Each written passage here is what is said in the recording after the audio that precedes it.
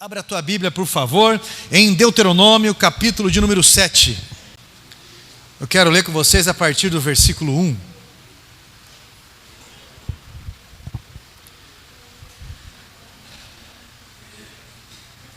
Estamos no segundo culto hoje, né? Culto pela manhã foi uma bênção também.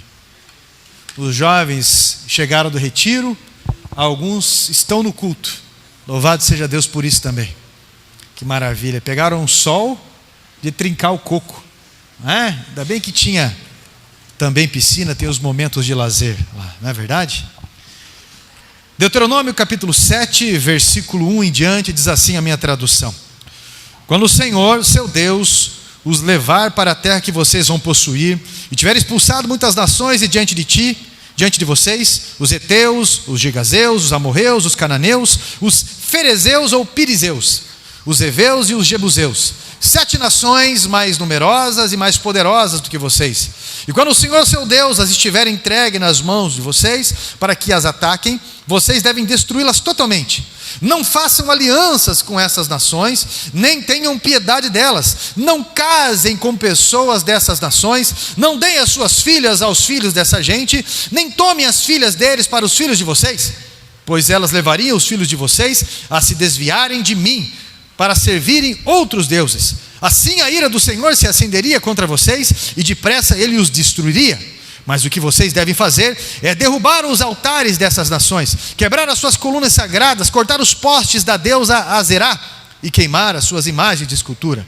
Porque vocês são povo santo para o Senhor seu Deus. O Senhor, o seu Deus, os escolheu para que todos os povos que há sobre a terra, vocês fossem o seu próprio povo.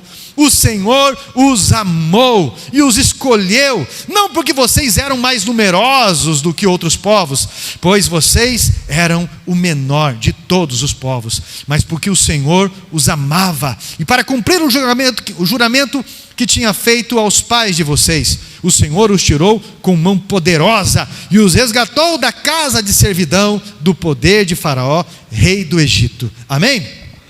Assente-se, por favor.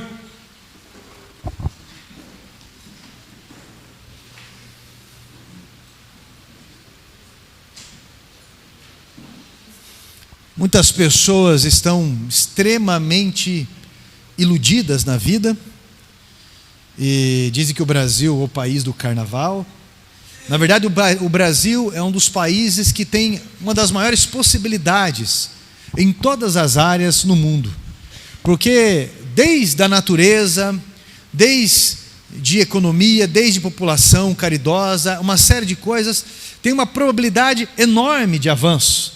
Mas é esse tipo de coisa que atrasa demais qualquer avanço. Esse nível de distração que atrasa e corrói demais, não só a economia, mas o povo. Chegaram a desligar as câmeras de identificação facial, para você ter uma ideia, para que os bandidos, para que os procurados pela lei pudessem desfilar ou participar do carnaval tranquilo. Você pode pesquisar sobre o que eu estou falando.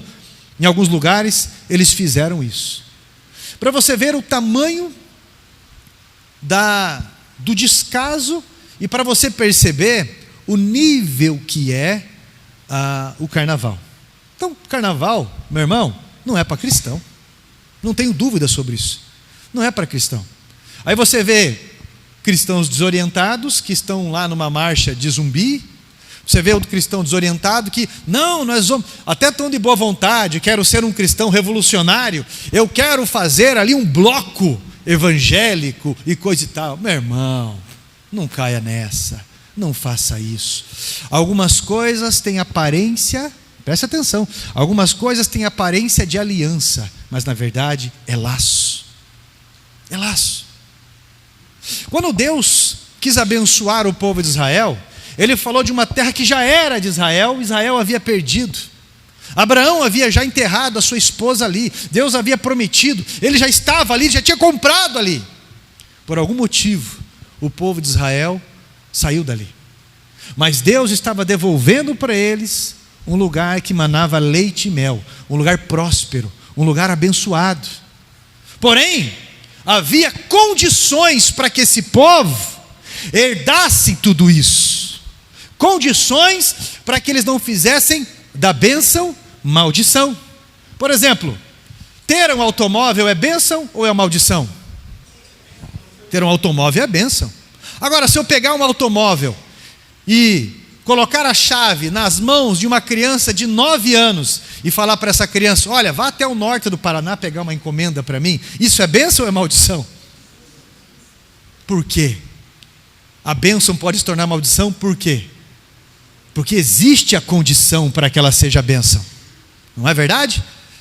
Quando eu estava fazendo autoescola, lá no Velho Testamento, eu lembro que o seu Franco, ele pegou a carteira de motorista dele e perguntou: o que é isso aqui? Aí os alunos: isso é uma carteira de motorista? Não. O que é isso aqui? Uma identidade? Não. O que é isso aqui? E ele foi perguntando e várias respostas foram sendo dadas, até que ele disse: isso aqui é um porte de arma, porque você pode se matar e pode matar um monte de gente se você não tiver a instrução, a direção defensiva. Isso aqui é bênção, mas você não pode fazer disso maldição. Você conhece pessoas que são bênção, mas não é defensivo, não tem instrução, e vai fazer de um namoro que é para ser bênção, maldição? Vai fazer de um casamento que é para ser bênção, maldição? Então existem condições para você viver na bênção. E o que Deus está falando para Israel aqui: olha, vocês vão expulsar esse ânimo, essa característica, essa filosofia de vida desses 7 povos. Eles são mais numerosos, mais poderosos que vocês, mas eu estou dando poder para vocês. Isso é, eu crio em vocês aquilo que vocês não têm, para que vocês herdem a bênção. Mas não queira fazer aliança assim. Quando nós observamos o texto sagrado, nós observamos Deus determinando ao seu povo que não fizesse qualquer tipo de aliança com o comportamento desses 7 povos. Todos esses povos deveriam ser expulsos. Por quê, pastor? Porque esses povos, eles tinham um comportamento digno de expulsão. Quando você começa a estudar um povo, para você ter uma ideia, ele chegava ao ponto de pegar o seu filho primogênito, ainda criança. Você pensa assim: meu Deus, isso não é mal, pastor, Deus mandar expulsar um povo? Mas, para você ter uma ideia, um dos povos, eles tinham um costume de pegar o filho mais velho, construir uma choupana assim de madeira bem fechada, colocar os filhos mais velhos ali e atear fogo, sacrificando aquele filho a um seu deus amalequita, um deus chamado Moloque. Por isso chamava as crianças consagradas de Moleque, para você ter uma ideia. Olha aí. E aí, meu irmão, mexeu com criança. Eu estou falando para você de um costume que Deus decide dar o limite, assim como aconteceu com Sodoma e Gomorra. Deus decide dar um limite. E aí Deus falou para eles: olha, vocês vão expulsar esses povos, vocês vão derrubar esses altares deles, porque isso está pervertendo e vocês não podem. Eu escolhi vocês, não é porque você é mais bonitinho, não. Eu tenho um plano na tua vida. Eu escolhi você. Agora, para fazer a diferença, não faça esse tipo de aliança, porque isso seria uma armadilha mortal. Agora, algumas pessoas insistem com alianças destrutivas. A mesma birra, presta atenção, a mesma birra que faziam com os pais, quando os pais davam um conselho dizendo: não ande com fulano, não faça isso que ciclano faz, não fique embirrado, emburrado desse jeito. É o mesmo formato arredio, rebelde com Deus. A mesma vida dupla que tinha com os pais, quando os pais passavam alguma direção com a regra, é o mesmo comportamento que tem com Deus. E por mais que você avise, essas pessoas insistem em manter esse tipo de aliança, com frases do tipo: ah, mas eu tenho esperança, ah, mas eu sou forte o suficiente, ah, mas eu estou administrando, eu sei até onde eu estou indo. Há alguns relacionamentos que têm nome de aliança, mas na verdade o nome é laço. Está vendo isso aqui, ó, que está aqui? Ó? Isso aqui é aliança. Isso aqui tem mobilidade. Eu não estou com isso aqui porque prende. Eu estou com isso aqui voluntário. Agora um laço, você não está voluntário. Um laço foi dado, amarra você, prende você. Você vai tentar sair e você não acontece. Você não consegue, desculpe. É diferente, muito diferente. A aliança que você tem é voluntário. Você tem uma aliança com Jesus? É voluntário. Porque você tem uma aliança com Jesus, você já errou? Já, né? Quem não errou? Mas Ele se entregou para mim e para você voluntariamente. Isso é amor, é voluntário. Talvez você está chamando de aliança o que o céu está chamando de laço. E existe alguém nos céus que desfaz os laços. Desfaz. Esses dias eu estava com uma pessoa que estava envolvida num laço chamado vício. E como que funciona um laço chamado vício? De uma forma muito devagar, assim como um cipó ou uma serpente vai envolvendo a pessoa e a pessoa pensa assim: eu sei até onde eu estou indo, eu sei até onde eu vou, eu consigo administrar, e vai. A hora que a pessoa percebe, por isso que a Bíblia diz em Provérbio 16, 18, né, que o princípio da queda é a arrogância, o princípio da ruína é a soberba, é a altivez de espírito. Todo excesso de confiança leva a gente a se arriscar. E a gente pensa assim: não, já passei da adolescência. Meu irmão, quanto mais velho você vai ficando, mais difícil vai ficando as coisas. E quando você cai na real, você está longe. Está longe. Meu irmão, minha irmã, para os fariseus, expulsar os fariseus dali, são 7 povos. Eu já preguei sobre esses 7 povos, mas hoje eu quero pregar sobre esse povo especificamente. Deus, Ele pode desfazer qualquer tipo de laço. Alguém já ouviu falar aqui de amarração? Isso é um laço, não é? Já ouviu falar de amarração? Um tipo de feitiço ou coisa desse tipo? O cristão não precisa ter medo, mas não significa que não tenha que vigiar, não é? Os fariseus eram habitantes ali de Canaã também. Mas quem eram os fariseus? Habitantes de aldeias sem muros.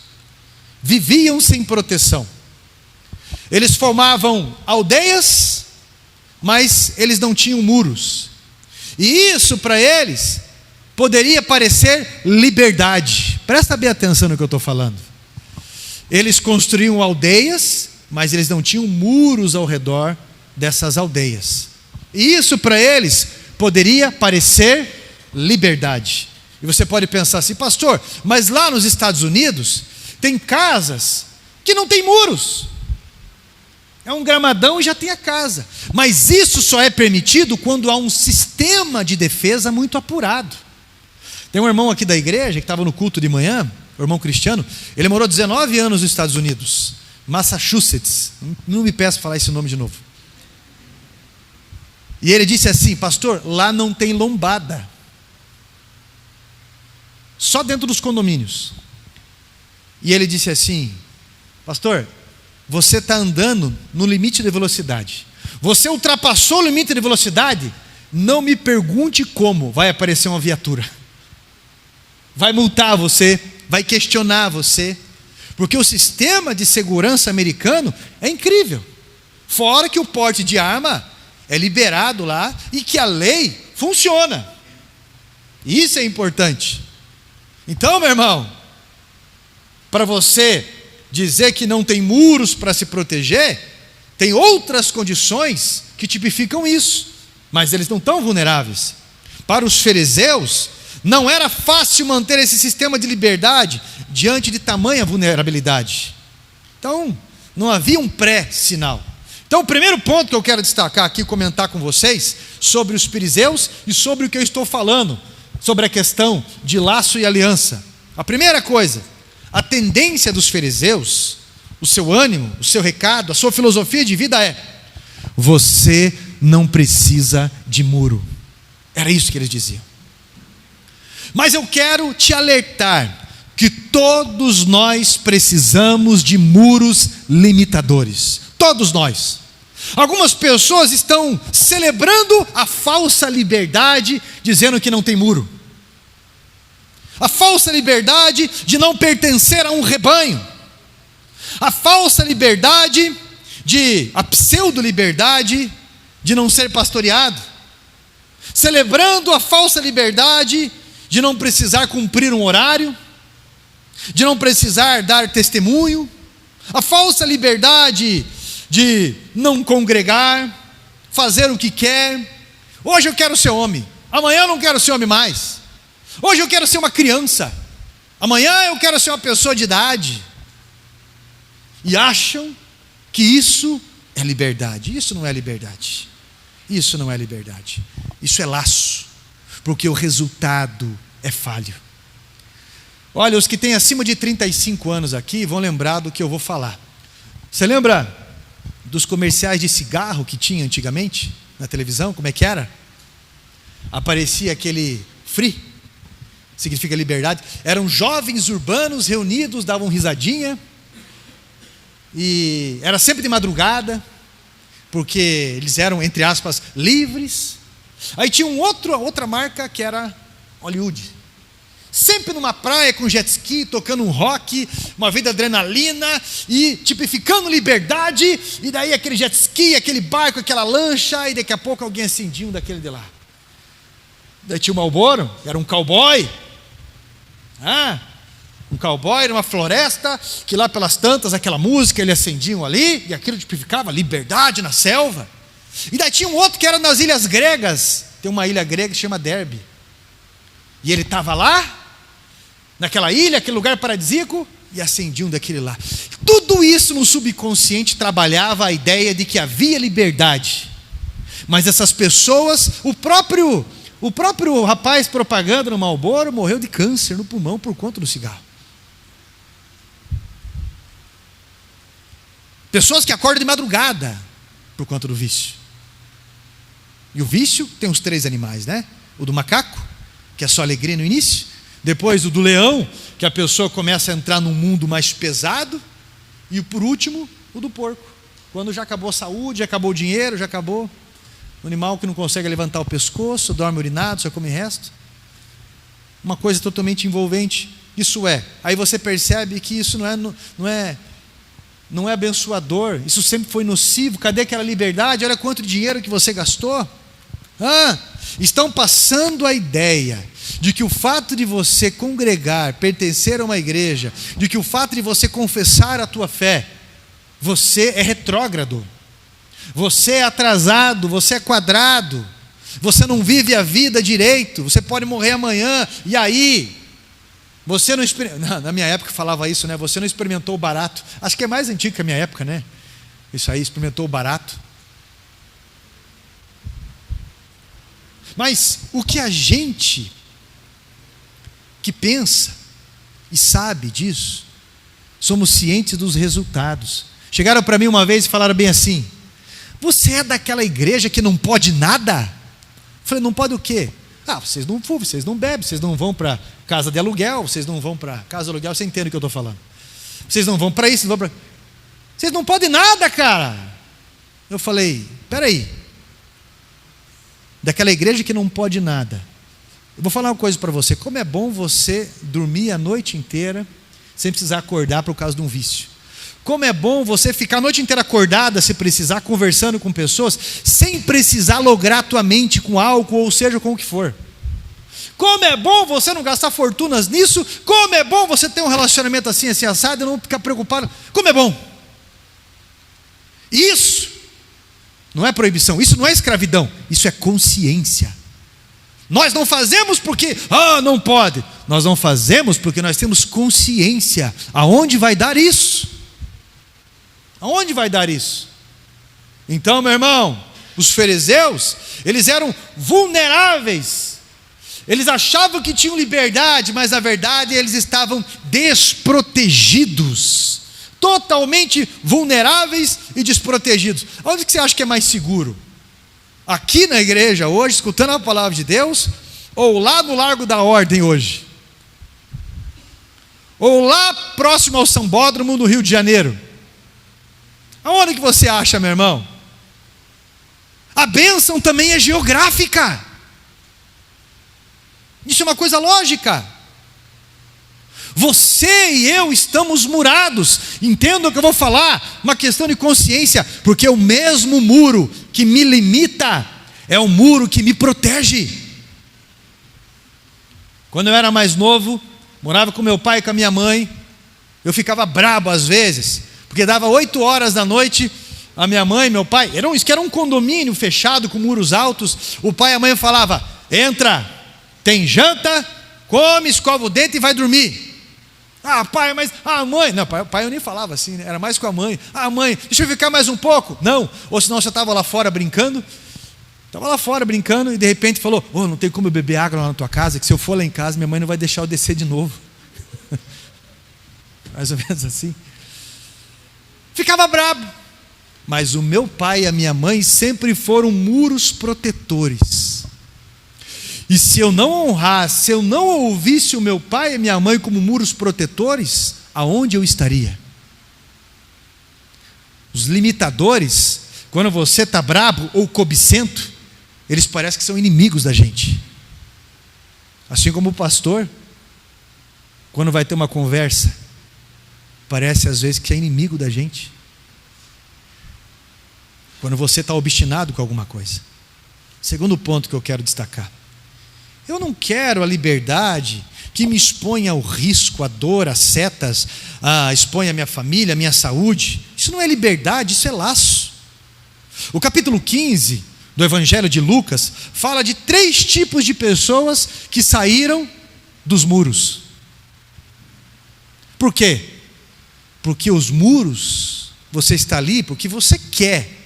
São muros de consciência. Você tem toda a liberdade de você sair se você quiser. Assim como Eva e Adão saíram. Só que aí você se expõe a uma outra condição. Não é?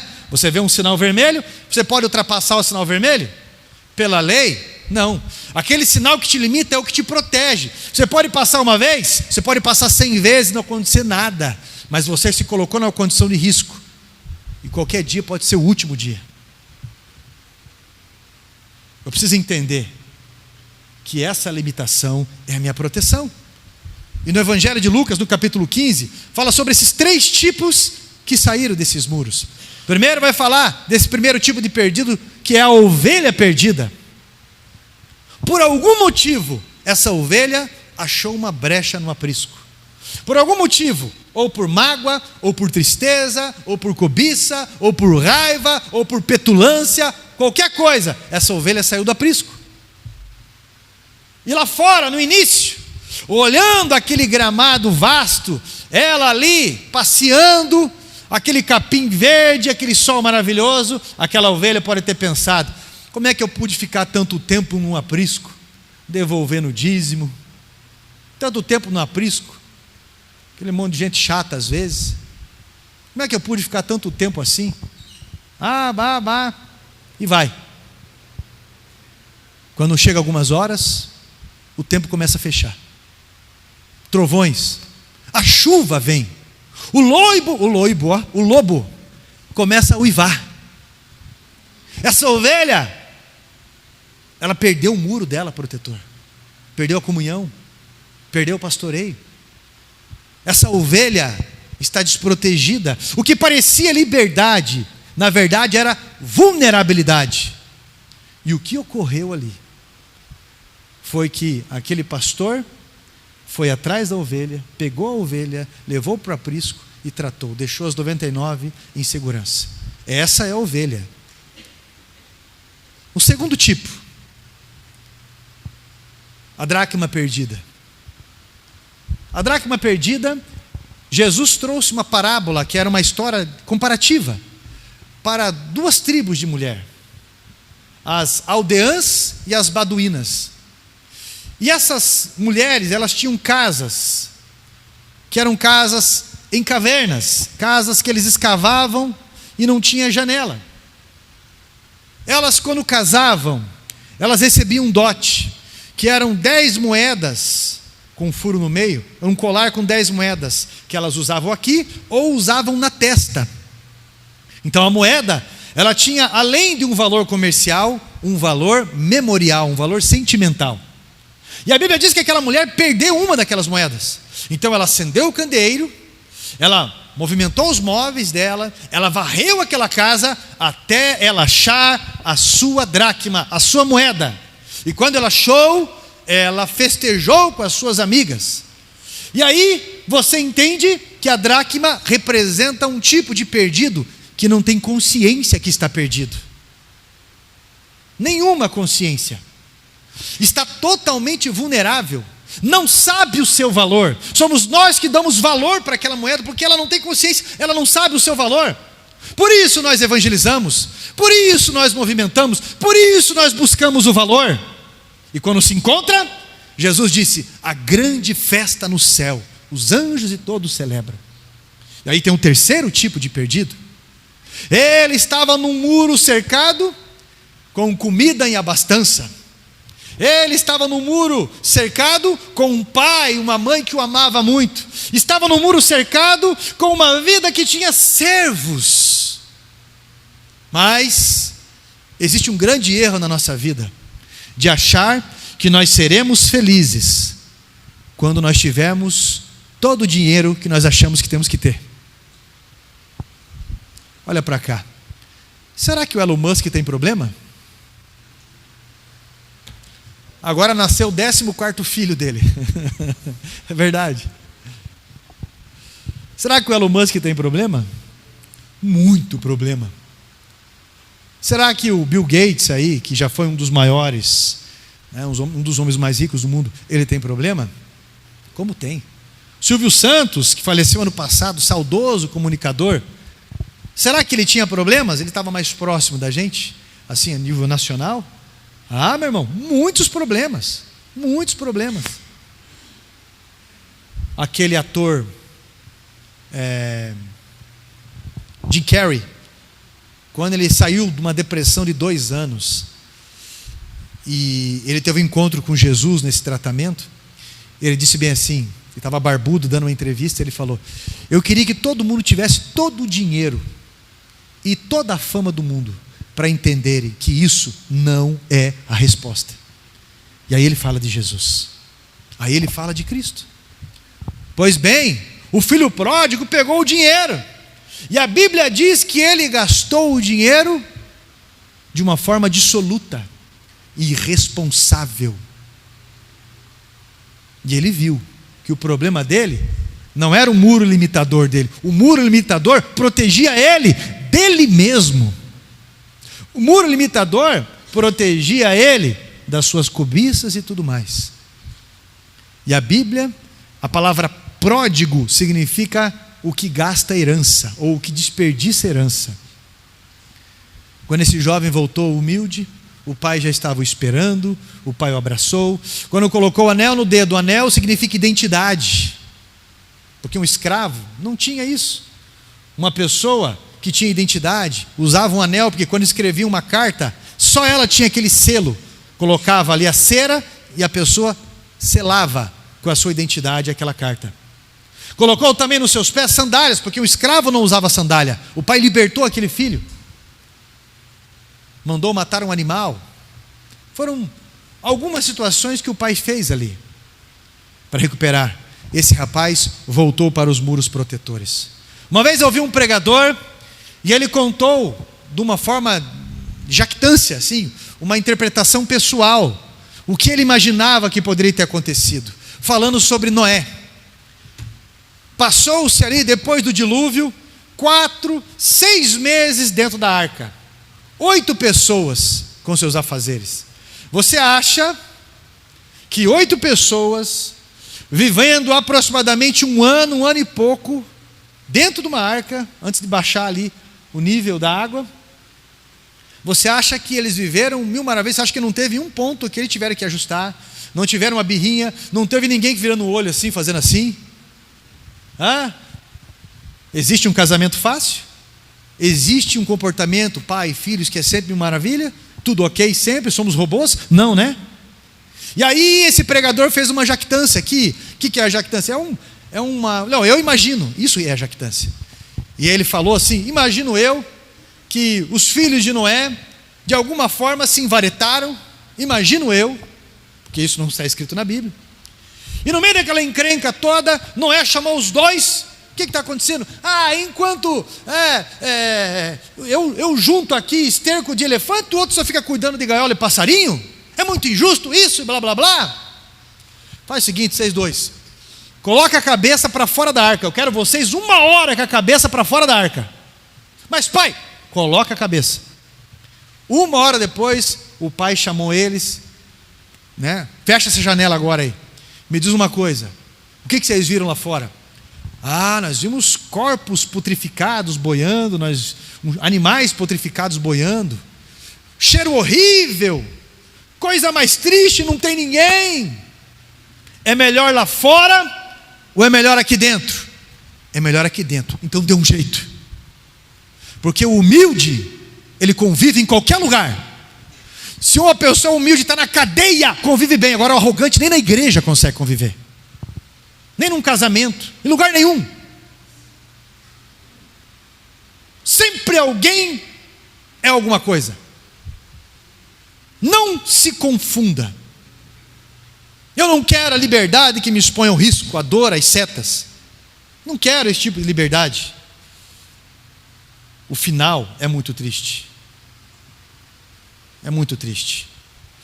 Senão você vai tomar cuidado daquela pessoa que fala bem, sabe o tio bêbado de festa que chega para você e fala: o tio não vai na igreja, tá? Mas o tio tem Deus no coração.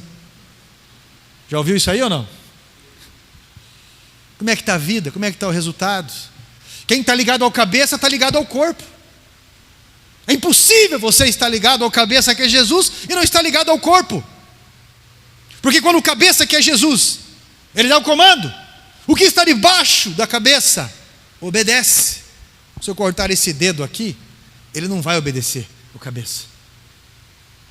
Então eu preciso entender que não é prisão. Eu preciso refletir e ter toda a liberdade e filosofia de ter a autonomia de entender que eu faço porque eu entendo. Eu não faço porque eu sou obrigado. Tá? Terceiro ponto para finalizar com vocês. Os perizeus, eles geram um comportamento sutil que oprimem a nossa identidade cristã. É interessante isso, né? Olha só, a sedução do fruto proibido lá do Éden. Algumas pessoas parecem que você fica meio sem jeito, né? Eu acabei de ver agora um jovem, você pode pesquisar no nível de reportagem, que ele foi expulso da faculdade porque a opinião política dele não é a opinião política pública, política, não é política da faculdade. A opinião política dele não é a mesma opinião política que aquela faculdade reza. Totalmente ditatorial, pregando liberdade, mas na verdade é ditatorial. Totalmente. E aí, meus irmãos, o que você vai dizer? Alguns lugares vão falar que você tem liberdade de opinião, democracia, liberdade de opinião. Mas na verdade, se você der a tua opinião, vão vir como um leão em cima. Vão ridicularizar. Quando você fala, o carnaval é do capeta, esse tipo de comportamento é do diabo. Se você conversar com essas menininhas que só ficam em rede social, com esses menininhos que só ficam em joguinho virtual e coisa e tal, você vai conversar com eles sobre a vida, não tem nada para te dizer. Se você conversar com um menino cristão, com uma menina cristã, que escuta mensagens, que tem devocional, conversa sobre a vida com ele, conversa sobre a vida com ela, e você vai ver a diferença dessas pessoas. Você vai ver o nível de maturidade. A juventude cai muito nisso, pelo nível de opressão. Pessoas cansadas da rotina da vida também ficam vulneráveis. Pessoas entediadas, ou pode ser obstinadas. Mas o Espírito Santo, ele deixa bem claro sobre a aliança que nós temos com o Cordeiro de Deus, que é o que vale a pena, que é o que nos protege. Eu lembro do meu líder de jovens, o Vitor. O Vitor faleceu com 37 anos, há alguns anos já. E eu lembro de uma mensagem que ele pregou, que ele trabalhava numa empresa de almoxerifado, não tinha essas coisas de celular. Eu, pelo menos na época, nem tinha celular. Eu tinha 16 anos. E daí ele contou que nessa empresa de almoxerifado, sabiam que ele era cristão. Então pegaram uma revista pornográfica, abriram umas páginas bem comprometedoras e deixaram em cima da mesa dele. Se esconderam atrás de umas caixas e ficaram espionando ele, para ver se ele ia chegar e ia folhear ou alguma coisa assim. Quando ele chegou, ele viu aquilo, ele simplesmente pegou aquilo e jogou no lixo. Aí eles saíram de trás das caixas e falaram: muito bem, e coisa e tal. Por quê? Porque de alguma forma eles querem achar de alguma forma alguma coisa para que você fique oprimido sempre. Alguma coisa, de alguma forma. Eu lembro que quando eu saí do hospital, passado alguns anos, eu encontrei um doutor oncologista no elevador. E como eu secretariava os médicos do hospital, muitos anos sem ir para lá, eu estava fazendo uma visita pastoral, eu cheguei e ele no elevador, ele: Carlos, faz tempo que eu não te vejo, rapaz. Eu falei: mas eu não estou trabalhando mais aqui, doutor. Sério? Você está trabalhando onde? Eu falei: eu sou pastor, de uma igreja assim, assim, assado, rapaz. Sério? Vamos abrir um negócio? Ele veio assim para mim. Falei: como assim? Vamos abrir um negócio, rapaz. Como assim, doutor? Ainda me fiz de bobo para dar uma chance para ele. Você não falou que você é pastor? Vamos abrir um negócio, rapaz, você sabe ganhar dinheiro. Falei: engraçado, doutor, me desculpe, mas o senhor faltou com um ponto aqui agora. Meu trabalho, até hoje é um trabalho voluntário na igreja, em comunidade terapêutica, um trabalho voluntário. O senhor ganha muito dinheiro com a desgraça dos outros, e eu que sou ladrão? E o senhor faz um serviço voluntário para alguém? Espera aí. A Bíblia fala para a gente saber responder o motivo da razão da nossa esperança. Você não tem que ficar sendo oprimido por Perizeu, não. Que diz que você é preso, que diz que você não festeja carnaval porque você é retrógrado. Não, meu irmão, nós somos consciência. Algumas coisas têm nome de aliança, mas é laço. E o Espírito Santo está aqui hoje para desfazer esses laços. Amém? Salmo de número 73 é um salmo de Asaf. E esse salmo, ele descreve no início a amargura que Asaf suporta de início, quando ele começa a contemplar a liberdade daqueles que ele julga mal. Ele escreve ali no verso 3, ele diz: pois eu invejava os arrogantes ao ver a prosperidade dos maus. Olha o que ele diz ali. Asaf começa então a descrever, parece que eles estão sempre sorrindo. Se fosse nos dias de hoje, eu entro no Instagram deles, é só viagem, é só alegria, parece todo mundo bonito, sempre tem dinheiro, olha aí, curtindo música e coisa e tal. Se fosse nos dias de hoje, ele ia descrever assim: o salmo muda, é uma canção. E daí ele chega num ponto que, se fosse nos dias de hoje, ele iria descrever assim: até que eu li a bula deles. Ele diz assim no verso 17: até que eu entrei no santuário de Deus e descobri qual seria o fim desses. Há um vazio grande e arrogante que eles tentam preencher com aquilo que não se preenche. As percas são muito grandes, o tempo passa, e você, assim como Salomão, em Eclesiastes, possivelmente foi ele que escreveu, percebe que perdeu muito tempo não buscando a Deus e cumprindo a sua missão. Meu irmão, você tem a identidade, mas ela só vai ter validade se essa identidade for ligada aos céus. Eu estava vendo um artigo científico que eu achei interessante, inclusive hoje de novo, porque eu queria entender. E quando há fecundação, eles dizem que era a semente do homem a mais rápida que alcança o óvulo. E fala assim, você já começou a vencer e tal. Mas descobriram que não é assim. É o óvulo que escolhe qual semente vai deixar. Em outras palavras, eu e você fomos escolhidos. Temos uma identidade do céu. E eu vi um registro que eu achei interessante na fecundação, que você pode pesquisar sobre o que eu estou falando. Uma luz acendeu, ou alguma coisa aconteceu na fecundação quando a vida foi fecundada ali. Você pode pesquisar sobre isso.